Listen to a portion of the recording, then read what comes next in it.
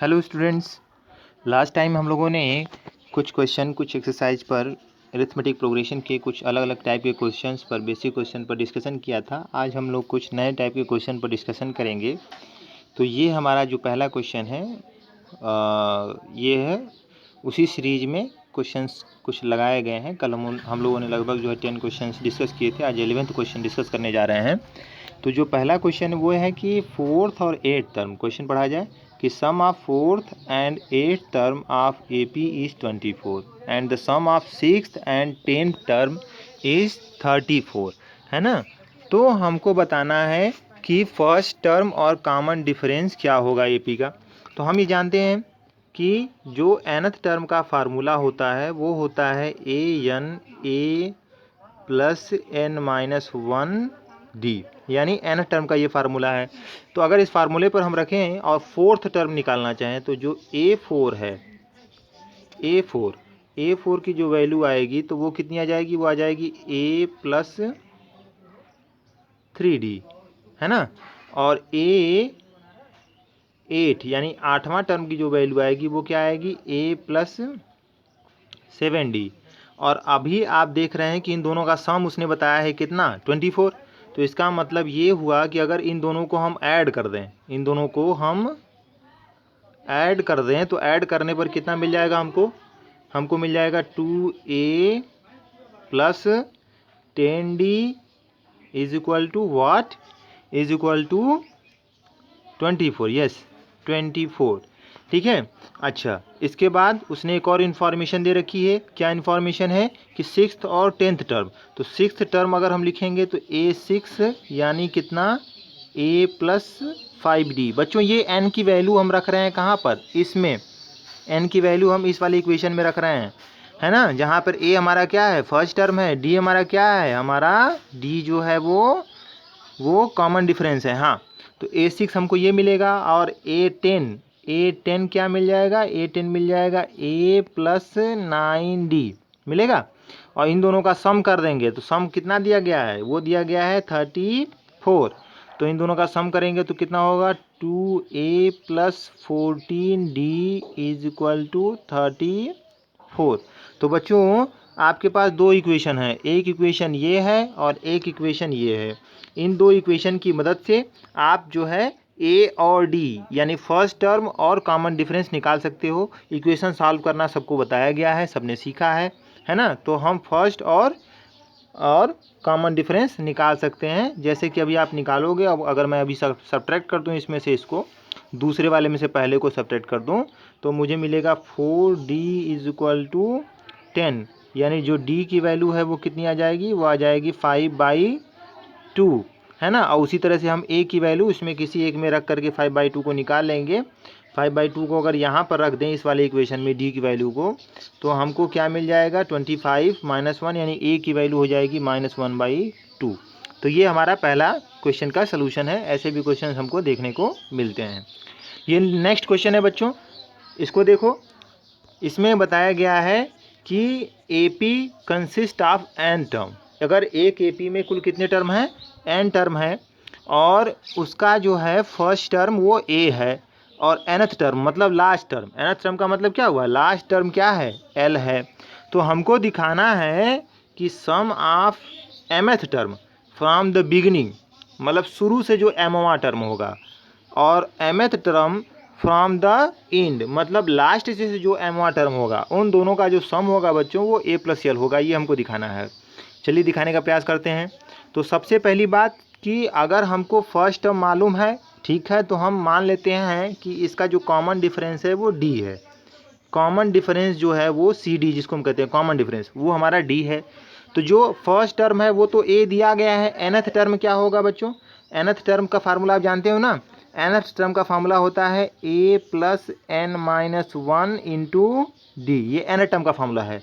तो ठीक है, हम mth टर्म निकालते हैं। तो स्टार्ट से mth टर्म जो स्टार्ट से होगा वो क्या हो जाएगा, वो हो जाएगा A plus M-1D, no doubt ये होगा।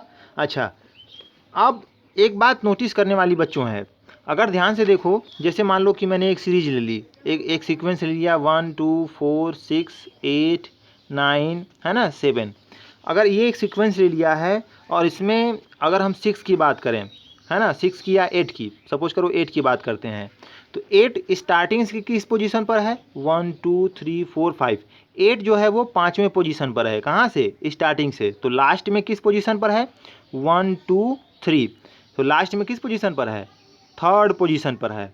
तो बच्चों इसमें एक रिलेशन होता है स्टार्टिंग से और लास्ट वाले में, जो स्टार्टिंग से काउंट करते हैं लास्ट से काउंट करते हैं, उसमें एक रिलेशन होता है। कैसा रिलेशन, टोटल नंबर आप टर्म काउंट करो तो 1 2 3 4 5 6 7, तो 2 2 4 2 6 1 7, कुल टर्म कितने हैं 7। तो जो टर्म लास्ट से 5वां होगा स्टार्टिंग से, जो स्टार्टिंग से 5वां होगा वो लास्ट से इस फार्मूले से निकलता है कि 7 में से 5 को माइनस कर देंगे और उसमें 1 को ऐड कर देंगे। ये लास्ट से उसका, लास्ट से नंबरिंग उसका ये होगा।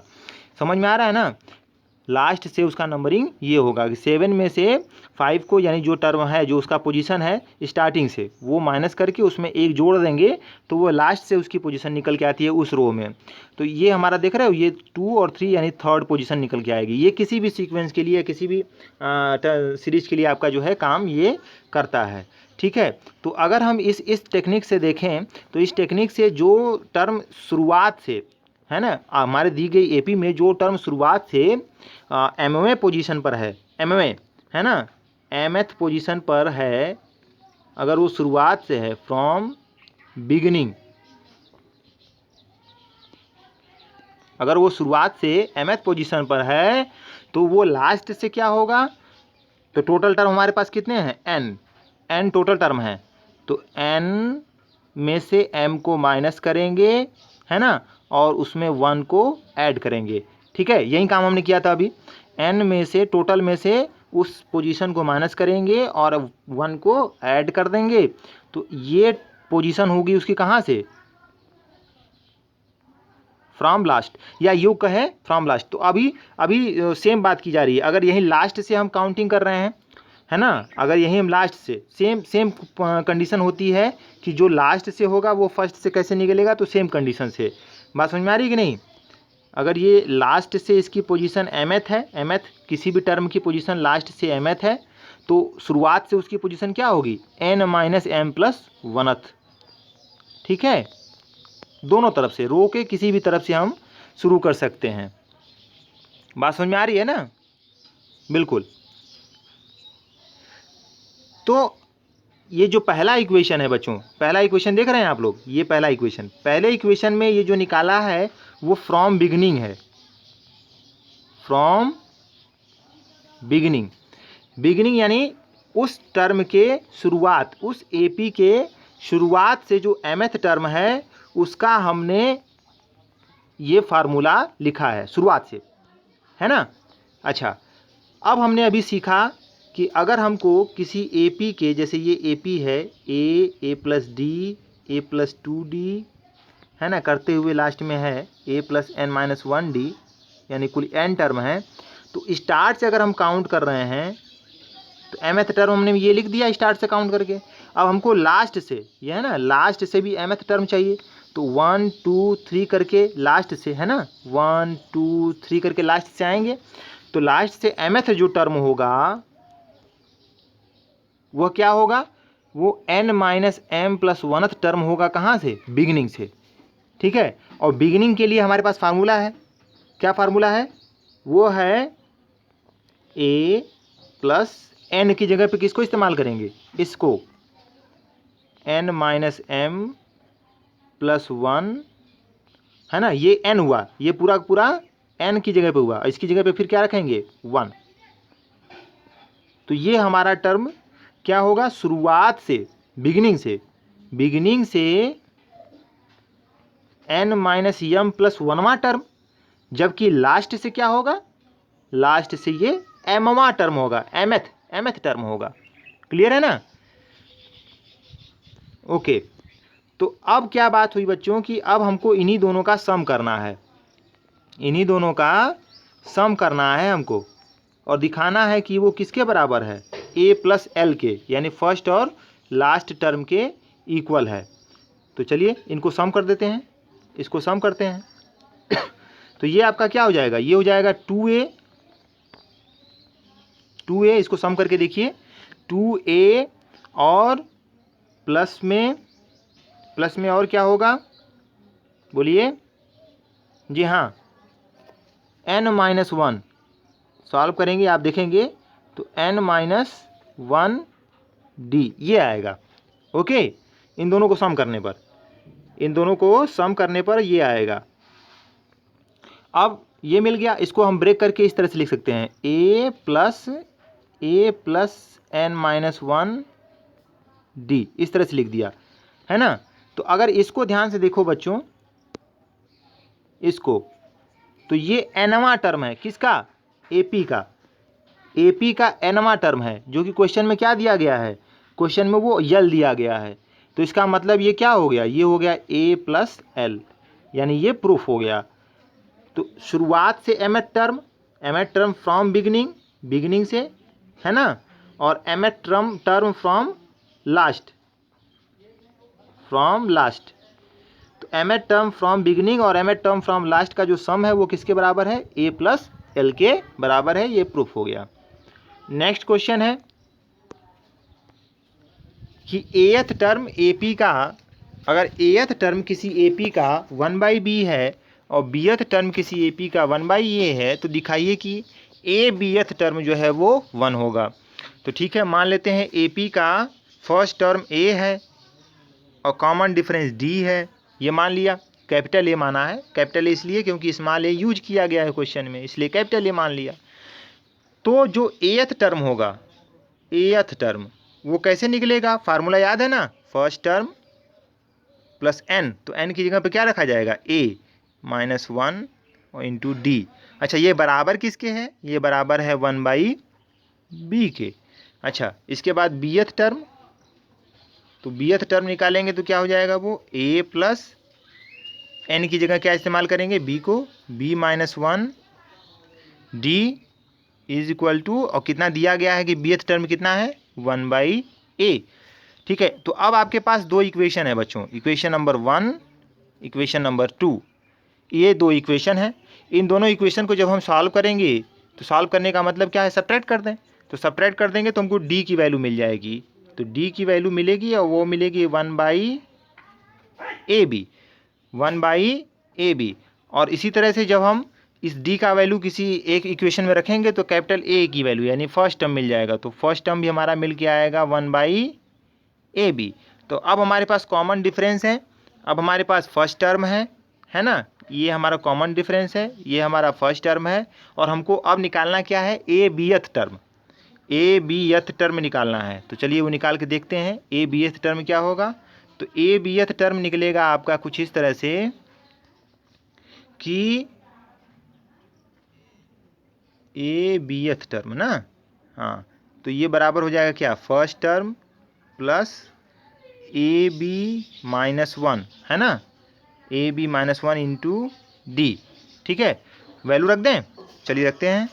A की वैल्यू क्या है, 1/ab, ठीक है, और प्लस में AB -1 और इंटू 1/ab। सॉल्व कर दो बच्चों, सॉल्व कर देंगे तो हमको क्या मिल जाएगा, सॉल्व करेंगे तो हमको मिल जाएगा, साफ साफ दिखाई दे रहा है ना, 1।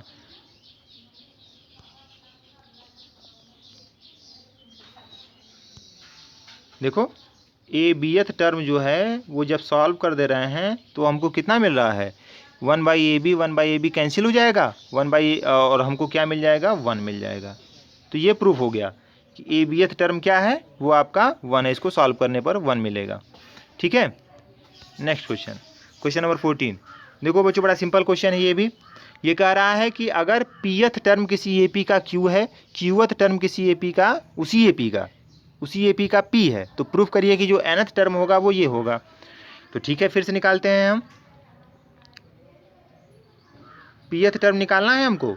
तो pth टर्म निकालने के लिए हम क्या करते हैं बच्चों, हमको फर्स्ट टर्म चाहिए, तो मान लेते हैं फर्स्ट टर्म A है, कॉमन डिफरेंस D है, तो A प्लस P -1 D। अच्छा, ये दिया कितना गया है, ये दिया गया है कि ये क्यू के बराबर है, ये क्यू के बराबर है, और क्यूथ टर्म निकालते हैं तो क्यूथ टर्म बराबर क्या हो जाएगा, ए प्लस क्यू माइनस 1 डी, और ये कितना दिया गया है, पी के बराबर, पी के बराबर। तो बच्चों इसको, ये हमारे पास दो इक्वेशन हो गए हैं, इन दोनों इक्वेशन को हम सॉल्व कर सकते हैं कि नहीं? जी हाँ, बिल्कुल कर सकते हैं। तो इन दोनों इक्वेशन को हम सॉल्व कर लेंगे और सॉल्व करके हम ए और डी यानी फर्स्ट टर्म और कॉमन डिफरेंस निकाल लेंगे। तो घटा दीजिए तो आपको दिखाई देगा कि जो डी की वैल्यू है ऑन सॉल्विंग, जो डी की वैल्यू है वो -1 निकल के आएगी। घटा के देख लीजिए आप, डी की वैल्यू -1 निकल के आएगी, और जब हम डी की वैल्यू को किसी इसमें रखेंगे एक इक्वेशन में, तो जो ए की वैल्यू है वो आ जाएगी आपकी q प्लस पी माइनस 1।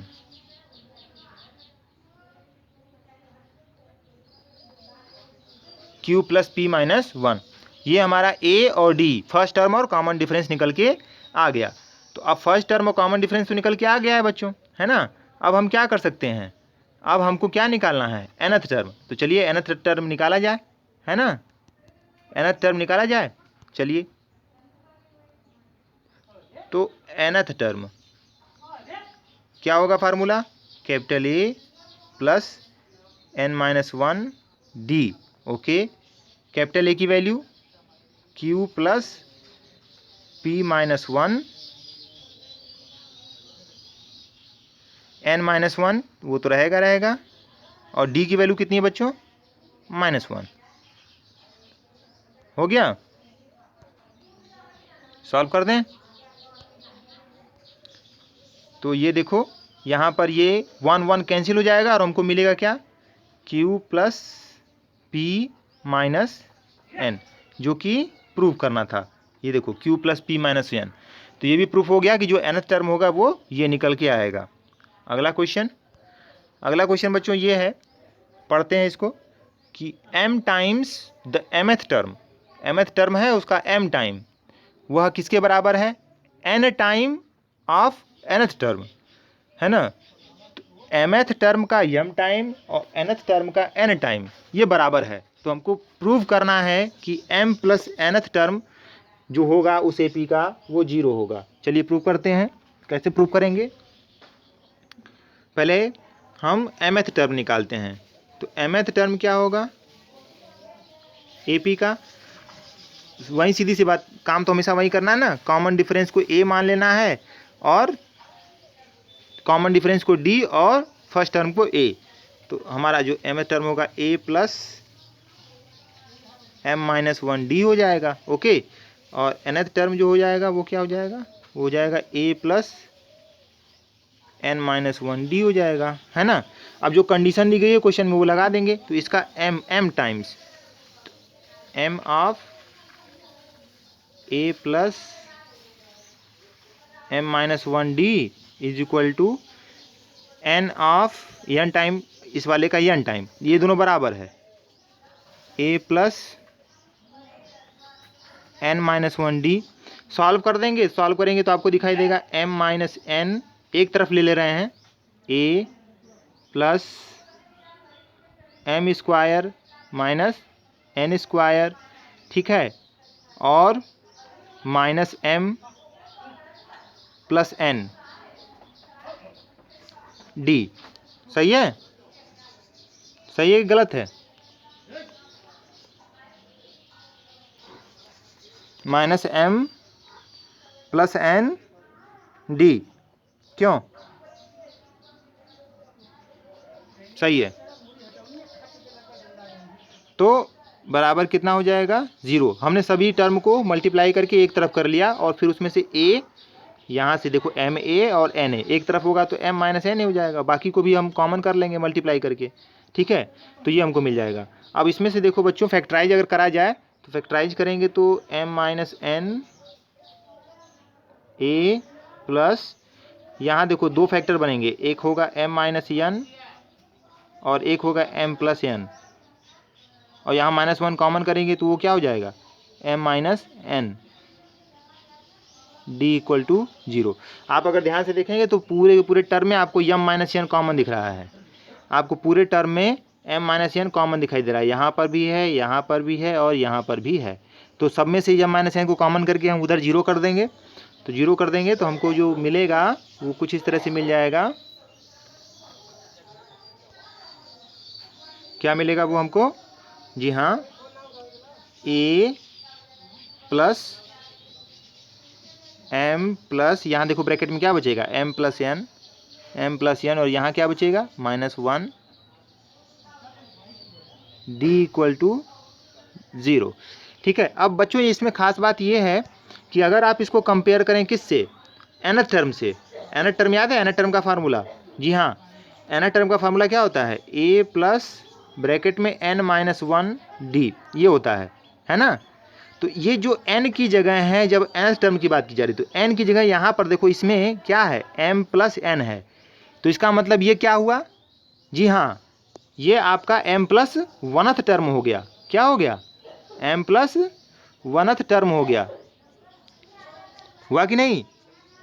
बिल्कुल।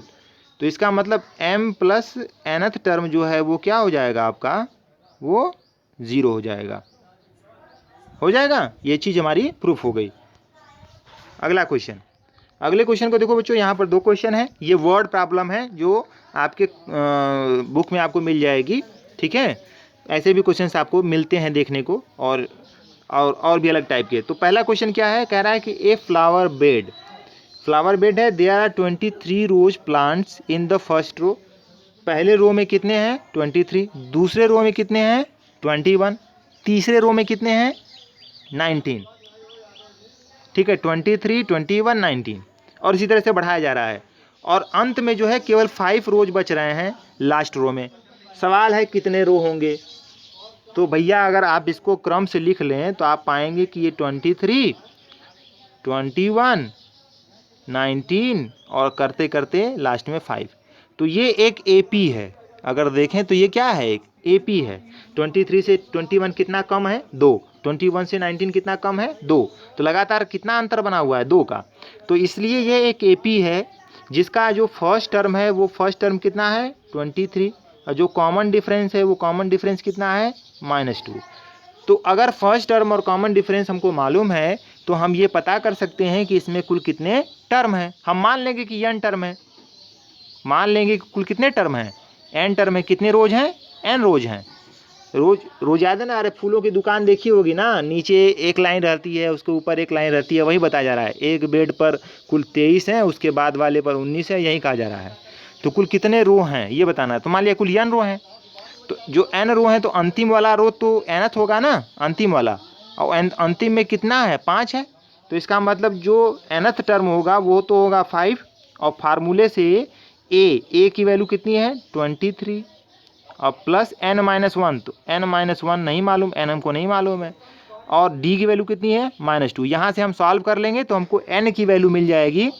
सॉल्व करने पर आपको n बराबर क्या मिलेगा, 10 मिलेगा। तो इस तरह से जो टोटल रोज हैं वो कितने हैं आपके, 10 हैं। ठीक है, क्लियर है ना। तो कुल मिलाकर के टोटल रोज आपके 10 हो गए। सेकंड क्वेश्चन पढ़ते हैं बच्चों। सेकंड क्वेश्चन को देखो ध्यान से। तो सेकंड क्वेश्चन कह रहा है कि Ramkali saved 5 rupees in first week. पहले हफ्ते में कितना बचाती है वो, 5 रुपये बचाती है एक साल। ठीक है, अब उसके बाद कह रही है कि फिर वह हर हफ्ते अपना जो सेविंग है वह 1 रुपये 75 पैसे बढ़ाती जा रही है। पहले हफ्ते में तो उसने सिर्फ 5 रुपये बचाए, लेकिन अब हर हफ्ते वो 1 रुपये 75 पैसे अपना सेविंग बढ़ाती जा रही है। अगर 90वें वीक में, उस साल के 90वें वीक में, अब n नहीं मालूम है हमको, यहाँ पर सवाल देखो बन गया, 90वें वीक में अगर उसका कुल सेविंग इतना हो, कुल सेविंग है ना, बिकम 20.75, तो क्या होगा, n कैसे निकलेगा, है ना, फाइंड n, बोलो।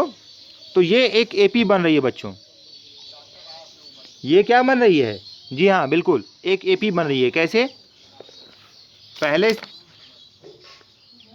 हफ्ते में उसने 5 रुपये बचाए, अगले हफ्ते में उसने अपनी इंक्रीमेंट कर दी, तो उसका टोटल कितना हो गया, 6.75। फिर अगले हफ्ते में फिर इंक्रीमेंट करेगी, तो 8.50। अगला हफ्ता फिर इंक्रीमेंट करेगी 10.25।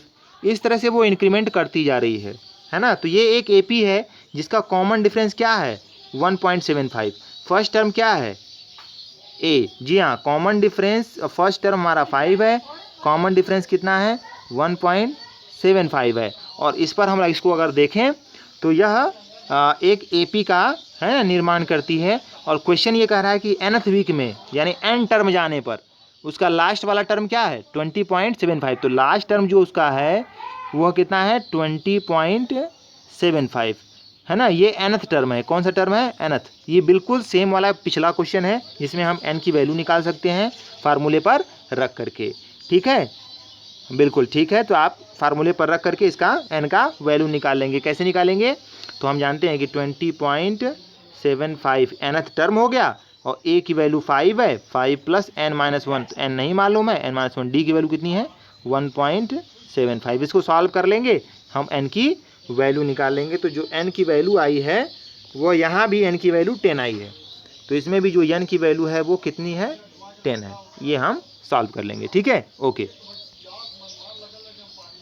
ये क्वेश्चन है बच्चों आपके लिए है। एक कॉन्ट्रैक्ट पर कंस्ट्रक्शन हो रहा है और वहाँ पर पेनाल्टी का एक रूल है कि जो टाइम लिमिट तय हुई है अगर उससे ज़्यादा समय आप लेते हैं तो प्रत्येक दिन का, देखो लिखा है ना फर्स्ट डे, अगर एक दिन आपने लेट किया काम को पूरा करने में तो 200 रुपये लगेगा। अगले दिन अगर आप एक और दिन बढ़ा देते हैं लेट करने में तो अगले दिन आपका जो है वो 250 रुपये हो जाएगा। अगर एक दिन और बढ़ा दिया आपने तो आपकी जो पेनाल्टी है वो 300 हो जाएगी। मतलब दिन का पहले दिन का तो 200 है ना, दूसरे दिन का 250 हो जाएगा, तीसरे दिन का 300 हो जाएगा। मतलब समझ रहे हैं आप, मतलब कि एक दिन लेट किया तो 200 रुपये, अगर कहीं 2 दिन लेट कर दिया तो पहले दिन का तो 200 रुपये है ही, दूसरे दिन का 250 और देना पड़ेगा। तीसरे दिन भी 3 दिन लेट कर दिया तो 2 दिन का तो आपको देना है, तीसरे दिन आपको भी और देना पड़ेगा 300 रुपये। तो अब पूछ रहा है कि जो पेनाल्टी है वह अगर उसने 30 दिन लेट कर दिया तो उसको कुल कितनी पेनाल्टी देनी पड़ी।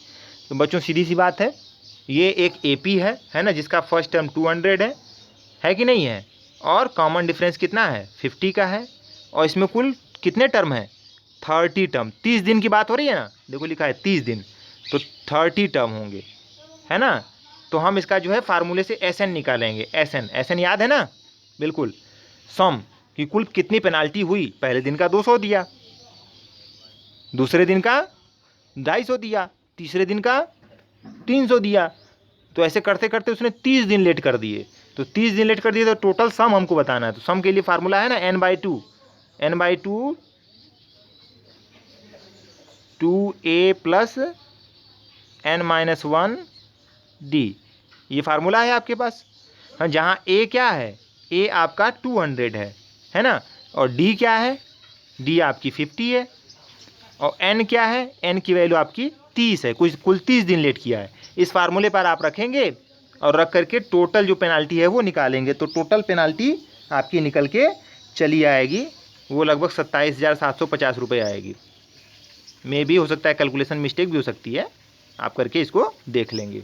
27,750 रुपये। ओके, इसके बाद 19वां क्वेश्चन है बच्चों। ये क्वेश्चन थोड़ा खास है, खास इसलिए है क्योंकि इसमें एक अलजेब्रिक एक्सप्रेशन दिया हुआ है और कहा है कि sum of n term of AP ये 4n - n²। बच्चों हमेशा ये ध्यान रखना, मैंने पिछली क्लास में भी बताया था कि जो लीनियर एक्सप्रेशन होगा, अगर n टर्म लीनियर एक्सप्रेशन है किसी सीक्वेंस का, n टर्म nth टर्म, तो वह AP में है, और अगर सम ऑफ n टर्म अलजेब्रिक है तो वो चांसेज वहाँ पर है कि वो भी AP में होगा। ठीक है, तो यह AP में है जिसका सम 4n - n² के रूप में है। तो पूछ रहा है फर्स्ट टर्म क्या होगा। तो भाई अगर SN दिया गया है ना, तो हमको फर्स्ट टर्म निकालना है। तो एक टर्म का सम, अगर n = 1 रखें तो क्या मिलेगा भाई, एक टर्म का सम। तो एक टर्म का सम तो फर्स्ट टर्म ही होगा कि नहीं होगा, बिल्कुल होगा। तो S1 जो होगा वो A1 के बराबर होगा। तो 4 - 1 यानी 3 है ना, 3, यह एक्चुअल में A1 यानी फर्स्ट टर्म होगा। सेकेंड टर्म अगर बताना हो तो S2 निकालेंगे। अब बच्चों कन्फ्यूजन होता है यहाँ पे कि यस टू ही सेकेंड टर्म है, नहीं, यस टू सेकेंड टर्म नहीं है, यस टू क्या है, first term plus second term है, ठीक है। तो यहाँ पर यस टू जैसे ही रखेंगे तो 4 इंटू टू माइनस 2 का स्क्वायर, इसका मतलब है कि कितना आ जाएगा, 4 आ जाएगा। तो ये एक्चुअल में यस टू है ना, फर्स्ट और सेकेंड का सम है, ठीक है, फर्स्ट और सेकेंड का सम है बच्चों। कैसे, देखो A1 प्लस A2 फर्स्ट और सेकेंड का सम है ये, और S3 निकालेंगे तो क्या होगा, S3 वो फर्स्ट सेकेंड और थर्ड का सम होगा। अब आपसे कोई पूछ दे कि चलिए बताइए सेकेंड टर्म क्या है, तो सेकेंड टर्म बताने के लिए क्या करना पड़ेगा, आपको S2 में से S1 को माइनस करना पड़ेगा, यानी जो आपका सेकेंड टर्म है वो कैसे निकलेगा, S2 माइनस S1, यानी sum of two terms minus sum of one term, first term को माइनस करेंगे तो आपका सेकेंड टर्म आएगा। उसी तरह से जो A3 है, A3 वो कैसे निकलेगा, S3 माइनस S2, समझ में आ रहा है ना। इसमें से अगर हम इसको माइनस कर देंगे तो हमको क्या मिल जाएगा, S3 मिल जाएगा, A3 मिल जाएगा, थर्ड टर्म मिल जाएगा। सम ऑफ थ्री टर्म में से सम ऑफ टू टर्म माइनस करेंगे तो हमको A3 मिलेगा। ये एक नया कॉन्सेप्ट जो है यहाँ पर डेवलप होता है, तो हम थर्ड टर्म, सेकेंड टर्म और 10th टर्म भी निकाल सकते हैं और nth टर्म भी निकाल सकते हैं। तो nth टर्म निकालने के लिए क्या करना पड़ेगा हमको, जी बिल्कुल, nth टर्म निकालने के लिए बिल्कुल हमको क्या करना पड़ेगा, हमको Sn यानी 90वें टर्म के सम से, समझ में आ रहा है ना, हाँ, nवें टर्म के सम से किसको माइनस करना पड़ेगा, n-1 टर्म के सम को माइनस करना पड़ेगा। यानी इसमें n रखेंगे एक बार तो हमको क्या मिलेगा, हमको मिलेगा 4n माइनस n स्क्वायर, ठीक है, और इसमें से किसको माइनस करेंगे, n की जगह पे n-1 रख करके, तो n-1 रख करके हम यहाँ पर निकाल सकते हैं nth टर्म को, है कि नहीं। तो 4n-1 और माइनस n-1 का होल स्क्वायर, इसको सॉल्व कर देंगे, इस पूरे को सॉल्व कर देंगे तो हमको जो है वो निकल के चला आएगा nth टर्म, ठीक है, क्लियर है। ओके बच्चों, आज ये कुछ क्वेश्चंस हमने जो है डिस्कस किए, आगे हम कुछ और क्वेश्चंस लेके आएंगे, कुछ नए क्वेश्चंस लेके आएंगे, डिस्कशन करेंगे, ठीक है, और ऐसे ही सीखते सिखाते हुए आगे बढ़ेंगे। Thank you for watching.